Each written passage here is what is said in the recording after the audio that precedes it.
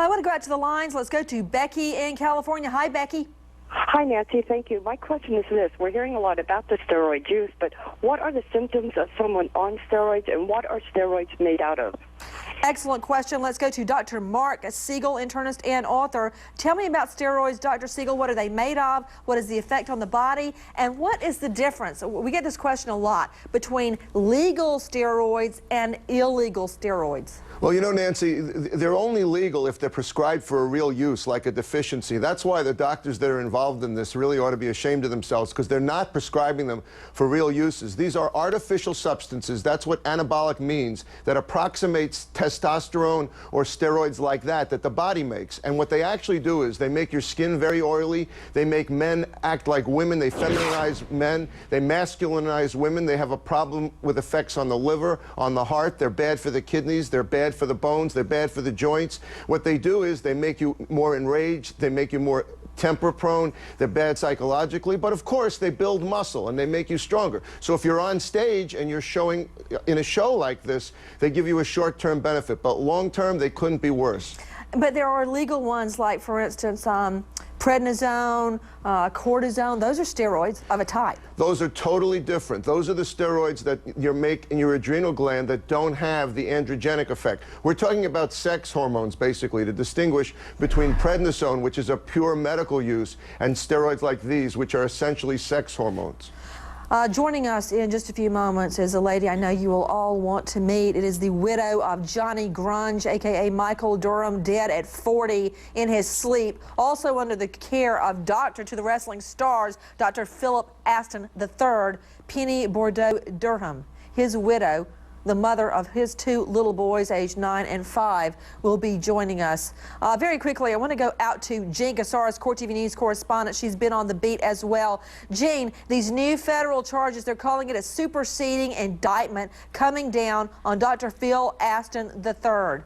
I want to find out how many wrestlers were in his care. Well, I think that's the whole question right there. Now, the U.S. Attorney's Office is saying through legal documents that they are going to another grand jury, that they are going to present more evidence, and what they want at that point would be a superseding indictment. So I think that's what we have to wait for, because remember, this Dr. Aston has not been charged with anything in regard to Chris Benoit.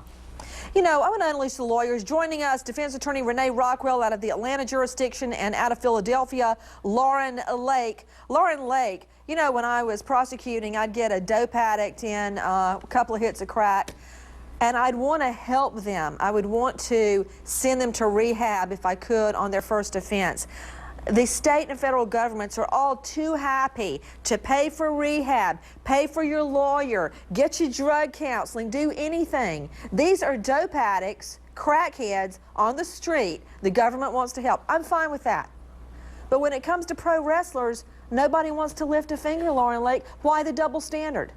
You know what, Nancy, this is really problematic, and so many of these men, predominantly men, are suffering. And I don't know why we're not doing anything. I think the gentleman made such a great point, is that we almost don't look at wrestling as a sport. However, what we need to understand is that these men are still people, and they have a problem. But I want to say this in defense of wrestling. They did have drug standards and testing in place even before all this congressional stuff came up, Nancy. Unlike baseball, who had to catch a little hit of the fire first, and then all of a sudden they had all of these standards and practices. So at some point we also have to look at the individual and see what is going on as to why these individuals are making these choices, when we know good and well it's about money, it's about celebrity, it's about stardom, but when it leads to death, come on, we have to make better choices. Renee, do you really believe anything is going to happen with those congressional hearings, or is it just another dog and pony show Congress is putting on to act like they're doing something? No, Nancy, they can't even balance the budget. Something will come from this, and it takes a disaster before something comes of it. But Nancy, ease off of the Wrestling Association, because this is also a personal choice. Nobody made those... Wait a minute. What did I say about the Wrestling Association or Vince McMahon? No, you name me one thing. I mean, I know that this is a conscious decision that wrestlers make. No, and Nancy, I'm not talking about you yourself, but a lot of people are coming down on the Wrestling Association when these guys are taking these pills themselves. But here's why, Nancy. It's not fair if one wrestler wants to be clean and everybody else in the ring is taking all this dope. They can't compete. There's no way to win if you're not on the drugs. Out to the lines, John in Missouri. Hi, John. Hi, Nancy. Quick question for one of the wrestlers there. Has any of the WWE officials actually seen or been aware of the fact that the wrestlers are actually taking the drugs at the time they're taking them? Man, if so, does that increase perhaps the culpability of the WWE in this case? Got you, because if they know about it, if they see it, if it's a prevalent habit amongst all the wrestlers, then they have basically constructive knowledge that it's being encouraged amongst the wrestlers. Let's go back out to superstar Billy Graham. Don't they know? Oh, Nancy, that's a very good question. And, you know, before I answer that, back to that, trying to oversee professional wrestling, they have to realize that we have predetermined winners, we have predetermined losers.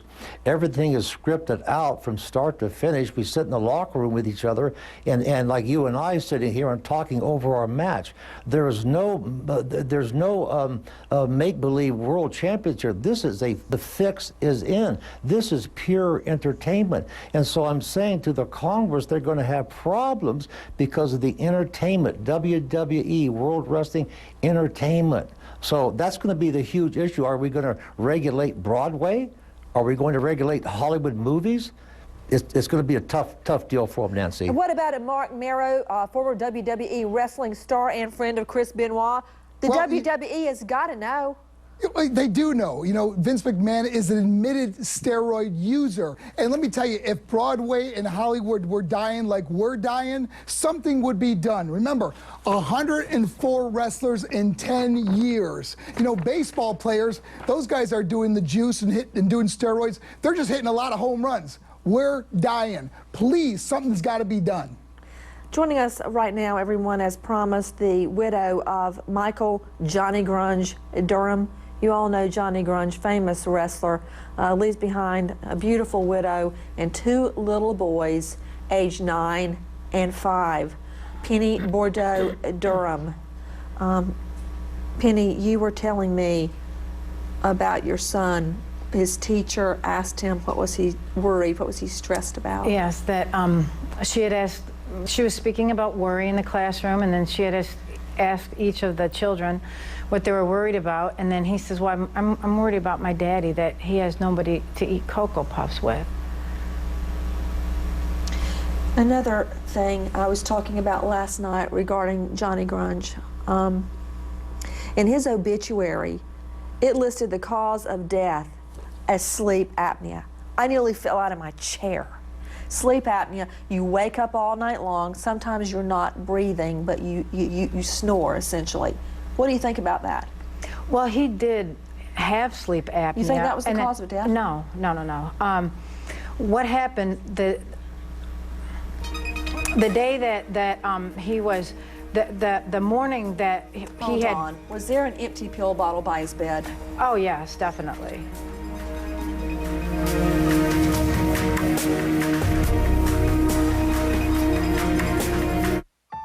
He was found dead with 2 pill bottles next to his body that were empty, and I believe one of them that was empty was the 120 that had been prescribed the day before. And I believe the coroner stated that the pills alone, he was found with soma and hydrocodone in his system. And the doctor said that the amount of drugs in his system was not enough to kill him, but he also had some major heart issues, and he was morbidly obese, and the combination of everything probably killed him.